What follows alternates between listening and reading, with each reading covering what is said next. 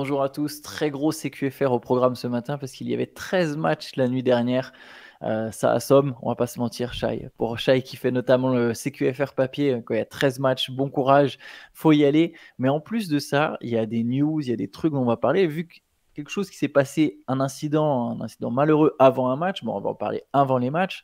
C'est quand même un peu l'info de la nuit. C'est qu'Isaiah Stewart, qui avait déjà une sacrée réputation NBA après avoir voulu arracher la tête de LeBron James, Isaiah Stewart aurait frappé, enfin a frappé, ça, apparemment c'est confirmé là quand même, ça c'est sûr, il a frappé Drew Eubanks avant le match entre les Pistons et les Suns. Il a même été arrêté brièvement par la police, il a été libéré depuis. Mais bon voilà, alors on ne sait pas dans quelles circonstances exactes. Jusqu'à présent, on sait qu'il y a eu une altercation, ils se sont retrouvés torse contre torse et là, Isaiah Stewart a envoyé une patate. Les Suns ont déjà condamné son geste, les Pistons sont au courant, Monty Williams a dit bon bah attention, faut pas parler trop vite, on sait pas, etc. Mais bon voilà, une affaire dont la NBA va se charger, Shai, et puis il y a probablement une sanction qui va tomber. Oh, il va prendre cher, il va prendre une suspension, une amende à mon avis, parce que là je veux dire, c'est pas dans le, c'est pas au cours d'un match où les esprits s'échauffent et où tu peux après, enfin tu vois, quand il y avait eu les espèces de débuts de baston avec Rajon Rondo et tout ça, bon bah les mecs ont pris 3 matchs et tu peux toujours défendre entre guillemets, hein, je veux dire, je défends pas le fait de mettre une patate à un mec, hein, c'est comme Draymond, mais tu peux toujours parfois expliquer voilà, dans le contexte du Ouais. match. On sait tout, tout le monde s'est déjà un peu énervé sur un terrain, je pense, à un moment, et a fait des choses qu'il a regrettées. Mais là c'est-à-dire que c'est en dehors du terrain. Il n'y avait pas de passif. Enfin, c'est ce que Eubanks a laissé entendre. Rien à part quelque chose, à part des petits accrochages sur le terrain, un petit passif de cet ordre-là. Enfin, lui mettre une tarte, une patate directe, c'est quand même surprenant. Donc on va avoir le détail après, hein, mais le fait que la police ait dû intervenir, c'est que quand même c'était assez costaud. Et bah, ça va un peu avec le personnage. On se demandait, tiens, qu'est-ce qui serait passé s'il avait atteint LeBron le jour où il a pété un plomb et où il l'a coursé partout sur le terrain après s'être fait ouvert l'arcade. Bah bon, je pense qu'on maintenant on sait à peu près, on voit que le gars, la réputation n'est pas usurpée. Et oui, bah, je pense ils vont se saisir du truc et il va prendre une suspension, ouais. Ouais, oui, il y a fortement moyen. Attends, Draymond, pour le coup, ok, c'était des trucs répétés. Il a pris 5 matchs. Il a pris 5 matchs pour Gobert. Ouais. C'était 5. Ouais. Même Ah, bon après, et ouais. puis après les autres suspensions, Ouais, bien sûr. c'est de la récidive. Mais là, le fait de frapper directement, parce que tu vois, sur Draymond, tu peux te dire, bon, c'est un truc, il lui fait un move du UFC, de catch, je sais pas, mais enfin, là, ça fait vraiment règlement de compte, genre, bon, Mm. encore une fois, on n'a pas le contexte, donc on sait Ah, on pas. n'a pas l'origine de la dispute. Si on On apprend, sait. je veux dire, s'il y a des circonstances, si on apprend que le mec il lui a sorti un truc raciste, j'en sais rien, évidemment, on n'a aucun élément, mais s'il y a rien qui justifie l'agression, et si en plus il y a un côté prémédité, enfin j'en sais rien, s'ils se sont embrouillés il y a quelques matchs et qu'il s'est dit t'inquiète, je te retrouve dès que tu viens, bon bah je pense que là ça va être, ce sera plus sévèrement jugé à mon avis, mais bon, pour l'instant on n'a pas plus d'éléments que ça. C'est juste qu'il a quand même collé, c'est assez rare, hein, un mec qui colle une patate à un adversaire avant un match, c'est pas arrivé Ouais, souvent quand même, hein. après un match, à la limite, pour régler un différend, Ouais, ouais, ouais. on a déjà entendu l'histoire de Jerry Stackhouse qui allait fracasser, je crois que c'était Snyder, je me souviens plus du nom exact, Kirk Snyder, je crois, un joueur du Jazz à l'époque. Mhm. Il est frappé dans les couloirs. On a déjà vu des joueurs attendre d'autres joueurs à la sortie du bus, etc. Mais Mhm. c'est vrai que là, avant un match, c'est quand même très bizarre, quoi. Il y a toujours des gens pour séparer normalement, tu vois, il y a les Mais mecs, la sécurité est intervenue, ouais. Ah, il a mais quand ils ont même eu quand le même eu temps, le temps. ouais. Ouais, ils ont quand même eu le temps de se retrouver torse contre torse, qu'il y ait une patate, au moins un coup, une droite d'échanger. Enfin bref. Ouais, spécial, très spécial cette histoire. On verra où ça mène. Mais bon, Ouais. c'était un peu l'information du jour avant les matchs. On peut maintenant passer aux games. On peut commencer avec les Los Angeles Clippers. Je pense que c'était un peu la grosse Ouais. affiche de la nuit. Les Clippers qui ont battu les Warriors, qui sont remontés sur le fil sans Kawhi. Kawhi actuellement blessé. Belle victoire des Clippers, 130-125. Ils ont vraiment eu un coup de chaud après l'expulsion de Tyronn Lue. Ça a aussi chauffé dans ce match-là d'ailleurs. Alors là, pour le coup, ça n'a pas été jusqu'à mettre des coups, Ouais. mais Mason Plumlee a un peu envoyé valdinguer Podziemski. Kuminga a voulu rappeler à l'ordre. D'ailleurs, c'est Draymond qui est venu séparer. Au passage, je pense en plein embrouille, c'est Draymond qui vient séparer. Tyronn Lue a pété un plomb. Tyronn Lue a pris 2 fautes techniques. Mais derrière, les Clippers se sont révoltés. Ils étaient menés de 13, 14 points, je pense. à un moment et dans le quatrième quart-temps, ils ont complètement fait la différence pour aller chercher la victoire contre les Warriors. Bah, la fin de match était folle, hein. Ils ont climatisé le Chase Center qui était bien chaud avec un Curry à 41 points. Mm. Les Warriors avaient quand même le contrôle du match et défensivement surtout, ils ont laissé tellement de tirs extérieurs. C'était assez fou. Euh, T'as Norman Powell qui prend feu en fin de match aussi, qui met tous ses tirs à 3 points ouverts. Il y a Amir Kofi qui fait une super fin de match aussi avec pareil, un panier à 3 points important. Un rebond, il va arracher un rebond alors que les Warriors ont encore une munition pour être dans le match. Ce quatrième carton, il est symptomatique des soucis qu'ils ont eu, je trouve, cette année à Golden State. Parce que tout le match, ils le gèrent plutôt bien. Ça joue bien, ils sont dans la lignée de ce qu'ils font récemment, les 5 victoires. Puis le quatrième carton, tu prends 44 points, quoi. Tu prends 44 points contre des Clippers qui ont une belle équipe, mais qui sont sans Kawhi. Et ça donne ça, quoi. Bon, c'est pas grave, ils ont gagné 5 matchs de suite avant, mais forcément, tu te dis, s'ils se retrouvent en playoff et que ça se passe comme ça, ils peuvent pas se permettre de faire des cartons à 44 points encaissés comme ça. Puis tout s'est passé en 5 minutes, hein. Ils ont pris une tornade et ça a fini comme ça. Et je noterai aussi quand même qu'il y a encore eu sur la fin de match le Klay Thompson qui a été benché au profit de Podziemski. On l'a pas vu, c'était Podziemski qui a fini le match. Podziemski a été excellent pour le coup. 25 points marqués, il est vraiment, vraiment très très bon. Mais ça n'a pas permis aux Warriors d'éviter la défaite. Quand Chris Paul reviendra, il y a moyen que des fois le 5 de fin de match soit Curry, Chris Paul, Wiggins, Kuminga, Green. Ouais. On verra peut-être ce 5-là dans le Money Time. En parlant de Draymond, tu as vu la séquence où il prend un coup il prend un coup et il s'effondre un peu après un choc avec Zubac. Et il y a 3 possessions qui se passent et le jeu est pas arrêté. Il est allongé par terre en train d'attendre que le jeu s'arrête. En mode non, c'est bon, tu nous as assez saoulé, on va attendre que tu te relèves, tu vois. T'as raison, c'était un match hyper accroché, hyper tendu. Et après l'expulsion de Ty Lue, ça a tourné en faveur des Clippers. Ah, les Warriors nous laissé fier quand même. C'est comme tu l'as dit, hein, ça fait que il y a plusieurs matchs cette saison, ils sont vraiment au contrôle. Il y a peut-être, il y a une forme de relâchement en fait parce que il était vraiment insolent. Curry était insolent, 9 paniers à 3 points. C'est son 4e match de suite à 7 paniers à 3 points ou plus. C'est un record, c'était jamais arrivé dans l'histoire de la NBA. Podziemski était bouillant, 25 points, 7 rebonds, 8 passes, 5 sur 5 à 3 points, 9 sur 12 au tir. Pour le coup, Clay, justement, il mettait pas du tout dedans. Enfin, il a mis un peu dedans, d'ailleurs, dans des moments importants, mais pas à 3 points. Et du coup, bon, je pouvais comprendre aussi que Steve Kerr préfère se passer de ses services à la fin pour mettre Podziemski. Mais ouais, la défense, Kata, voilà, Harden met 26 points, Paul George met 24, et Norman Powell a été le vrai difference maker. Il met 21 points, et il a mis un paquet de paniers à 3 points qui ont... Je sais pas combien il en met exactement en 4e quart-temps, mais... J'en ai bien 3 en tête, hein, déjà. Il y en a un dans le corner sûr, il y a un avant à côté, à 45, là je vois à droite, mais ouais, il en met au moins 3, ouais, t'as raison, au moins 3. Ouais. Il a été un vrai difference maker. Et j'en profite, vu qu'on parle des Warriors, pour parler d'une grosse info qui est tombée hier. C'est vrai. Assez surprenante. J'avais oublié. Mais les Warriors ont essayé de faire venir LeBron James le soir de la deadline. C'est-à-dire qu'il y avait... Alors voilà, certains se sont demandé, bah tiens, pourquoi il n'y a pas eu de mouvement à Golden State, alors qu'on pouvait se douter qu'ils avaient besoin d'un trade. C'est marrant parce que moi je me disais non, mais au final ça a du sens. Kuminga il est devenu trop fort pour que tu fasses un trade parce qu'il n'y a plus assez de mecs. Genre là, j'ai pas envie de faire le trade Kuminga contre Jeremy Grant, tu vois. Ça n'a pas d'intérêt, tu vois. Je me dis en plus je lâche Wiggins, je vais pas faire ça. Kuminga il est aussi fort que Jeremy Grant à l'heure actuelle. Un peu moins bien sûr, mais tu vois l'idée. Ouais. Et en fait, les Warriors avaient quand même un trade en tête. Et c'était effectivement pour une superstar. Les Warriors ont donc voulu faire venir LeBron James. C'était sérieux. Il y a eu des discussions. Alors, elles ont vite été. Elles n'ont pas donné suite, mais c'est carrément passé de propriétaire à propriétaire. Joe Lacob a contacté Jenny Buss, donc le propriétaire des Warriors a contacté la propriétaire des Lakers. C'est même pas passé par les dirigeants, hein, ça s'est fait directement au plus haut de l'échelle. Et la réponse de Jenny Buss a été bon, on n'est pas intéressé, mais vois avec LeBron. Et c'est ça que je trouve le plus marquant, Shai, c'est vois avec LeBron, quoi. Genre, c'est LeBron, bah, on sait qu'il il peut être free agent à l'issue de la saison, donc forcément, il a un peu son destin en main. Mais grosso modo, c'est lui qui a le contrôle.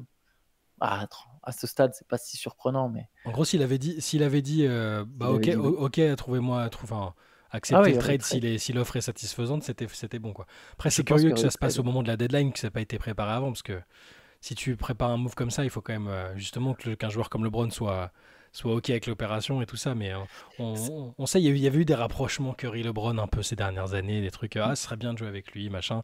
On sait que Draymond et LeBron, c'est des BFF depuis quelques années maintenant. C'est Draymond qui est à l'origine du truc, de toute façon. Draymond est à l'origine du truc, c'est lui qui en a parlé à la COB, c'est lui qui derrière. Donc LeBron, alors ce qui a motivé la COB et Green, c'était les propos de LeBron ces derniers temps. Donc ça pouvait laisser entendre qu'il avait envie de partir. D'ailleurs, ça n'a pas motivé que les Warriors. Les Sixers aussi ont contacté les Lakers. Daryl Morey, il a appelé tout le monde. Ouais, il a appelé tout le monde. Il a appelé les Suns. Là, j'ai pas compris. Il a appelé les Suns. Il leur a demandé. J'ai pas compris parce que les Suns tournent plutôt bien. Il a demandé Kevin Durant. Ils ont dit non. Et il a demandé du coup Bradley Beal ou Devin Booker.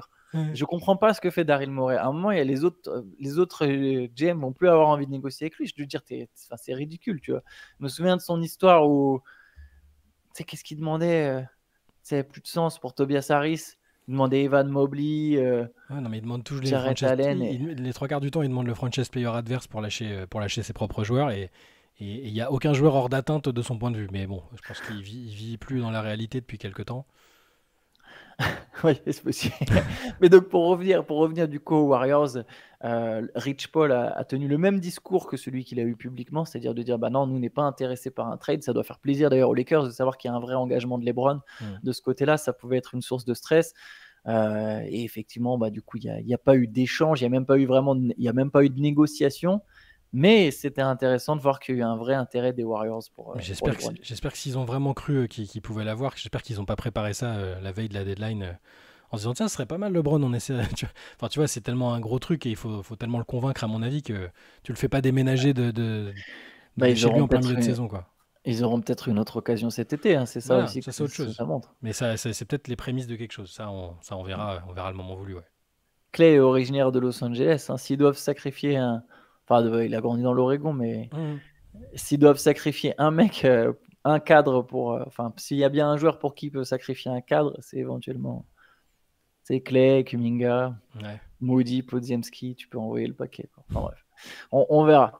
En parlant des Lakers ont joué sans LeBron contre le Jazz et sont allés chercher une 3e victoire de suite, 138-122. C'est la première fois depuis Shaq et Kobe qu'il y a 2 joueurs qui marquent plus de 35 points. On aurait pu croire que ça aurait été Davis-LeBron. Et non, c'est Anthony Davis, effectivement, 37 points, 15 rebonds. Et Rui Hachimura, qui a parfaitement pris le relais de LeBron en marquant 36 points, 17 passes décisives de D'Angelo Russell.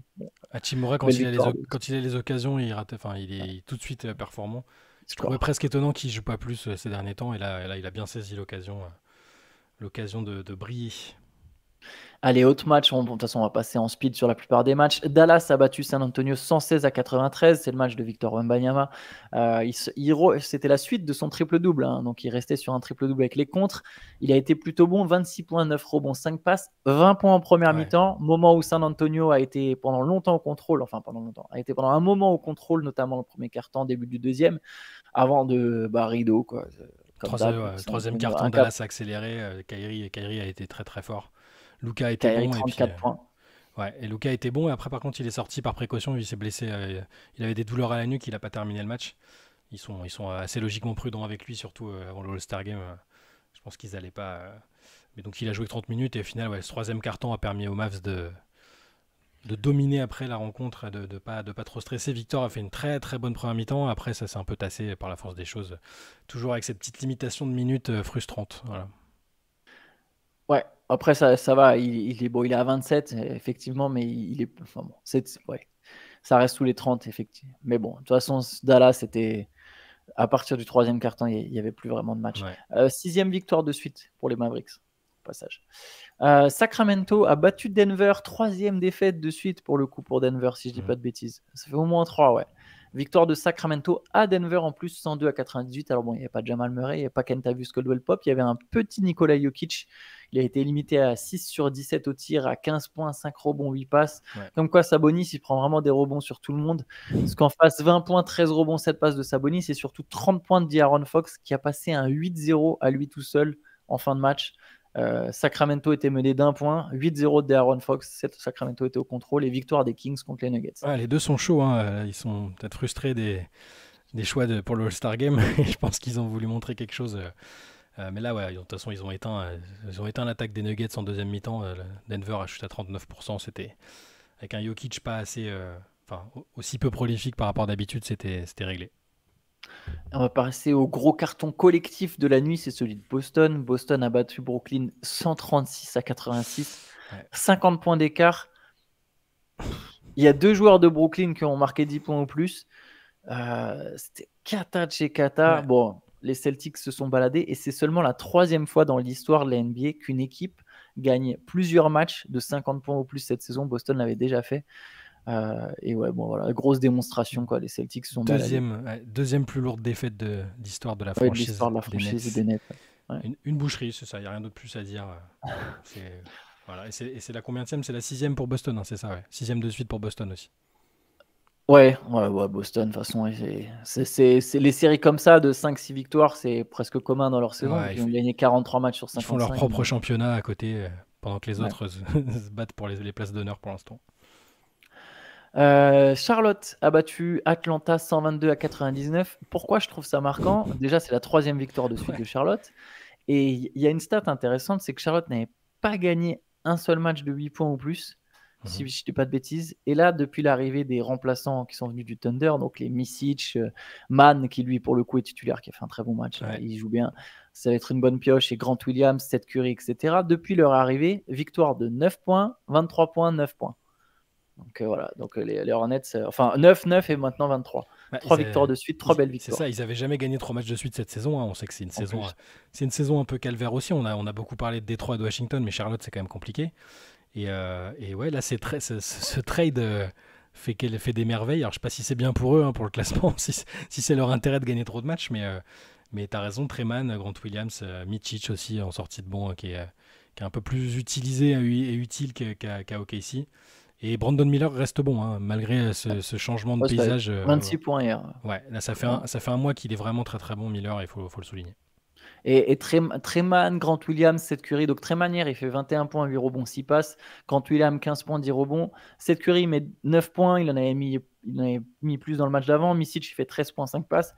Ces 4 joueurs, c'est des vétérans sérieux, Mm. parfaits pour encadrer un groupe comme les Hornets.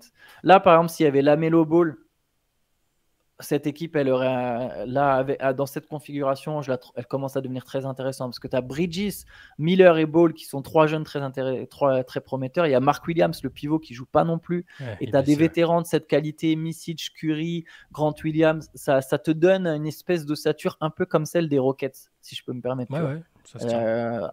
En penchant à l'Est, quoi, avec un mix jeune-vétéran. Il y a quelque chose d'intéressant. C'est encourageant pour Charlotte. C'est vrai. Victoire de Miami contre Philadelphie à Philadelphie, 109-104. Bon, il y a plein d'absents des deux côtés, hein. On sait qu'évidemment, les Sixers jouent sans Joel Embiid et Nicolas Batum, entre autres. Le Heat sans Jimmy Butler, sans Terry Rozier, sans Josh Richardson. Mais Aussi, ouais. bref, victoire de Miami, 23 points de Tyler Hero, 23 points de Bam Adebayo, 20 points de Duncan Robinson. C'est un peu le trio de façon qui fonctionne dès que Butler n'est pas là. Je pense que c'est même un peu l'avenir du Heat, ces trois-là, honnêtement. Butler va avoir 36 ans bientôt. Voilà, ça commence à prendre de l'âge. Ces trois-là vont tenir la baraque derrière. Mais bon, voilà, victoire de Miami. Miami qui se replace à la 7e Ouais, place. quatrième victoire en 5 matchs pour le Heat. Ouais. On avait pas mal parlé de leur mauvaise série. Là, malgré les galères. De toute façon, plus il y a de galères, plus Miami, plus Miami arrive à se relever en général. Quand moins ils ont leur équipe type, plus ils arrivent à gagner des matchs. C'est toujours paradoxal avec cette équipe-là. Et la défaite des Sixers, ça profite aux Knicks, parce que les Knicks n'arrêtent pas de perdre eux non plus. Ouais. Ils ont perdu cette fois-ci contre Orlando 100-118, quatrième défaite de suite. On sait que pour le coup, il y a aussi beaucoup d'absents du côté des Knicks. Ils ont joué à Et 9. là, en plus, il n'y avait pas DiVincenzo, il n'y avait pas Bogdanovic, il n'y avait pas Hartenstein. C'était vraiment, il avait pioché dans le bout de sa rotation. Ouais. Limite, Jalen Bronson a joué pivot. Enfin bref, Thibodeau s'est débrouillé comme il peut. Et défaite contre un Paolo Banchero de feu, 36 points, 6 rebonds, 5 passes. Ouais. Bon, les Knicks sont dans le dur, mais c'est difficile de en vouloir.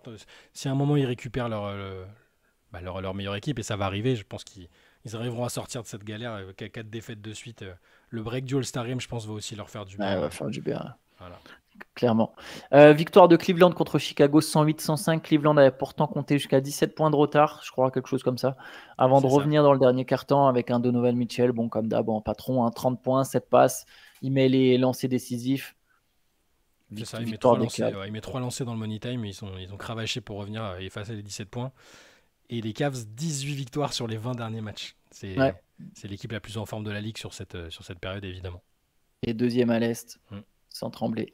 Victoire d'Indiana contre Toronto, c'était le retour de Pascal Siakam. C'était forcément un moment un peu émouvant. Les Pacers ont battu les Raptors 127-125. Oui, c'est ça. 23 points et 7 passes pour Siakam. Pareil, cette victoire, elle va faire du bien aux Pacers hein, parce que derrière, ça pousse entre Miami et Orlando. Il y a une lutte à 3 pour la 6e place. En fait, Indiana, Miami, Orlando. Je ne suis pas convaincu qu'Indiana garde cette 6e place d'ailleurs. Mais pour l'instant, les Pacers ont fait le job en allant gagner à Toronto. Ouais, bel accueil pour Siakam, qui a été en plus décisif. Il marque un panier à 25 secondes de la fin. Et derrière, Barnes rate un panier qui était plutôt dans ses cordes. Et du coup, Indiana, effectivement, l'emporte. Victoire de Memphis contre Houston, 121-113. Bon, là, c'était vraiment. Memphis gagne des matchs random. Celui-là, il va coûter cher pour Houston. Alors bon, Golden State a perdu aussi. Il n'y a pas non plus un énorme écart, mais je n'arrive pas à imaginer les Rockets Non, au voilà, play-in. on On s'en savait doutait que déjà. De toute c'est ça. façon. On savait que ce serait Houston. Enfin, on imaginait que ce serait Houston qui serait l'équipe qui aurait du mal à accrocher le play-in parce qu'il y a des équipes comme les Warriors qui tournaient pas à plein régime. Et là, je pense que ces défaites-là, ça confirme ça, quoi. C'est que Memphis. Memphis, c'est toujours, ça se bat toujours. Et il faut noter encore le bon match de Gigi Jackson, 20 points. Lui, il marque des points pour la saison prochaine. Mais ouais, non, les Rockets, ils tapent un peu dans le mur là. En plus, Van Fleet n'est pas là. Şengün accuse un peu le coup, je trouve. Donc bon, voilà. Ça donne Houston qui perd contre une équipe comme Memphis. Après, Houston reste dangereux sur certains soirs, hein, mais Bien sûr, ouais. le play-in, je pense, ça va être un peu compliqué. Victoire des Pelicans contre les Wizards avec la très grosse perf de la nuit, ça va te faire plaisir. Je me demandais quand est-ce que tu allais en parler. Je me suis dit, il va même ouvrir le CQFR avec ça pour. Voilà, mais non. Non, en fait, je trouve les grosses perfs dans des équipes comme Washington, c'est pas forcément significatif, mais ça reste quand même une très belle perf. 43 points et 15 rebonds quand même pour Deni Avdija. C'est un joueur qui mérite de jouer dans une équipe plus talentueuse, très franchement. Parce que mettre 43 points aux Wizards, en fait, il sera jamais la superstar des Wizards, il va jamais être celui qui porte les Wizards. Par contre, ça te montre que tu as quand même un joueur qui est capable de faire plein de choses et qui mériterait de jouer dans une équipe meilleure. Parce que bon, les 43 points n'ont même pas mené à une victoire de Washington. Washington a fini par perdre contre New Orleans. 36 points de Zion Williamson, cherchez son nom. 36 points, 8 passes d'ailleurs. Encore une fois, la création, il est excellent. Il a été très bon, même dans le 4e quart-temps. C'est lui, c'est sa puissance qui fait la différence aussi à ce moment-là. Et pour Avdija, bon, j'aurais préféré que ça intervienne pour donner une victoire, mais j'attends ce type d'explosion depuis 4 ans. Je pense que ça se fera pas à Washington parce qu'il aura jamais le rôle qui va bien ou l'entourage qui va bien, mais je continue de penser qu'il sera très fort dans une équipe où il aura un rôle une équipe plus compétitive où il aura quand même un rôle. Et là, tu vois, il shoot à 13 sur 24 et puis il finit avec un plus-minus de plus 14 dans un match que son équipe perd de 7 points. Donc, moi, j'aime bien ces petits signes-là. Après, je suis partial parce que c'est un joueur que j'aime beaucoup depuis même avant même qu'il arrive en NBA. Donc, moi, ça m'a juste confirmé qu'il avait ce genre de match dans les pattes et que pour moi, il est presque trop talentueux pour les Wizards, en tout cas sous cette version-là. La manière dont sont les Wizards actuellement, où c'est un peu bordélique, je pense qu'il est trop bon pour cette équipe-là. Ouais, il faut qu'ils aillent gratter un premier tour de draft en allant échanger à un moment. Parce que de toute façon, il va y avoir une reconstruction. Je pense que ça me semble inévitable, la reconstruction totale. C'est-à-dire que là, c'est déjà une reconstruction, mais je pense qu'il y aura une reconstruction totale. Même les joueurs qu'on voit aujourd'hui, c'est pas dit qu'ils restent pendant Oui, et puis il y aura un moment. nouveau coach aussi, parce que là, c'est un intérimaire. Ça va bouger. 6 points de Bilal Koulibaly qui était titulaire. 3 sur 6 au tir, 3 rebonds. Il fait pas un match extraordinaire. Voilà. Non. Mais bon, au moins, il était titulaire, il prend des minutes. Ouais, et là, donc les Pelicans, ils partent en All-Star Break avec un bilan de 33-22 et c'est leur meilleur bilan depuis 2008. Donc c'est toujours. Je dis toujours qu'ils avancent dans l'ombre sans trop de pression. Il y a plus, ça parle plus trop de Zion, de son poids, de tout ça. Et c'est parfait. Cette équipe a besoin d'avancer dans l'ombre et elle est très bien classée. Et c'est comme ça qu'elle peut inquiéter, je pense. Ouais, c'est une très bonne équipe, clairement. Allez, dernier match de la nuit, le seul dont on n'a pas parlé pour l'instant, c'est justement le Pistons Suns, avec donc celui où il y a eu l'altercation avant le match. Ça n'a pas empêché Eubanks de jouer au passage. Stewart était de toute manière blessé, donc il n'a pas joué. Victoire des Suns 116-100, malgré l'expulsion de Devin Booker. Booker, il a joué 5 minutes. Deux techniques. 2 techniques en 5 minutes. Lui, il devait être remonté. De toute façon, les joueurs, ils ont appris. Donc lui, je pense qu'il était Booker, c'est un bagarreur. Il y a des vidéos de lui où il se bat dans un ascenseur et tout. Enfin, puis on le voit sur le terrain. Il aime pas. Je pense qu'il était remonté. Il a ce côté quand même pour défendre ses coéquipiers. J'extrapole, j'imagine. Peut-être que c'est pas ça effectivement, mais connaissant Booker, je serais vraiment pas surpris qu'il était remonté comme une baraque à frites en mode ils ont tapé notre pote, c'est quoi cette histoire, tu vois, qu'est-ce qui se passe? Il a pris 2 fautes techniques en 5 minutes, il a été expulsé. Bon, les Suns ont gagné quand même, hein, c'était pas le match le plus compliqué de l'histoire. 25 points pour Kevin Durant, et on notera que Evan Fournier a joué pour un 2e soir de suite. Je pense que c'était pas arrivé depuis un long moment. Ouais, c'est clair. C'est comme on disait hier, hein, c'est tout ce qu'on veut, peu importe les résultats, peu importe, juste là il lui faut des minutes et il lui faut de la répétition. Donc là il met 10 points en sortie de banc dans la défaite des Pistons à Phoenix, mais c'est voilà. Égoïstement, le sort des Pistons m'intéresse très peu sur cette fin de saison. Mais par contre, le temps de jeu d'Evan Fournier, voilà, ça me rassure un peu. Si c'est comme ça jusqu'à la fin de l'année, ça m'ira très bien. Ouais, c'est ça, au moins il va pouvoir jouer. Je voulais le noter déjà pour les Rockets, mais du coup j'en profite vu que le frère jumeau d'Amen Thompson joue aux Pistons. Mais Ozar Thompson et Amen Thompson commencent doucement à monter un petit peu en puissance dans cette ligue. On sent qu'il y a une adaptation qui commence à se faire au niveau de jeu, aux exigences tactiques, etc. Ça n'a rien à voir avec l'overtime elite. Hein. Donc, voilà, il y a le 14 points pour Ozar Thompson avec 7 rebonds, et Amen Thompson c'est 19 points, 12 rebonds. Ça fait plusieurs matchs que les deux commencent un peu à se montrer. Enfin, Ozar, on l'avait déjà vu en début de saison, mais il remonte en puissance en attaque. Voilà. C'est des joueurs intéressants, je pense. Tout à fait d'accord. Le gap est pas facile à passer entre l'overtime elite et l'NBA, mais Amen a été beaucoup blessé aussi. Enfin, il a beaucoup manqué de matchs en début. Et Ozar, c'est surtout un prodige défensif. Donc, s'il ajoute à sa panoplie du scoring, là, ça va faire très mal. Si Détroit travaille bien, évidemment. Oui, bien sûr. Mais bon, en tout cas, il fait partie du noyau dur avec Ivy, avec Cunningham et avec Durant. On va se laisser là-dessus, Shai. Demain, on va pouvoir faire un petit break, non, parce qu'en fait, il y a 3 matchs cette nuit. Le replay de la Late Session sera disponible. On avait parlé de basket, on avait parlé de Killian Hayes notamment. Ça sera disponible cet après-midi sur la chaîne YouTube. On se retrouvera demain pour un CQFR avec encore quelques games NBA. Et puis après, lundi, on se fera un gros débrief du All-Star Game, du All-Star Weekend, du concours à 3 points, du concours entre Stephen Curry et Sabrina Ionescu, du Rising Star Challenge avec Bilal Coulibaly et Victor Wembanyama, du concours de dunk où il y a 2 mecs de J-League. Il y a quand même une star. L'année où il y a une star qui revient, Jaylen Brown, il y a 2 mecs de J-League qui participent. Il y a encore Mac McClung, c'est ça? Oui, il y a Mac McClung et un autre dont j'ai oublié. Après, ça peut être des très bons dunkers, hein, c'est pas tant l'idée, mais on sait que le concours de dunk repose aussi sur les noms, finalement. Enfin bref. Tu m'as presque hypé avec le programme là. Bon, on parlait les 2 gars de J-League, le truc, mais j'ai essayé. C'est bien, bravo, good job. J'essayais que la NBA me file des trucs là, parce que leur All-Star Weekend, il est pas facile à vendre. Bon, écoute, on va se laisser là-dessus. Bonne journée à tous et on se retrouve demain. Yes, ciao. Bonne journée.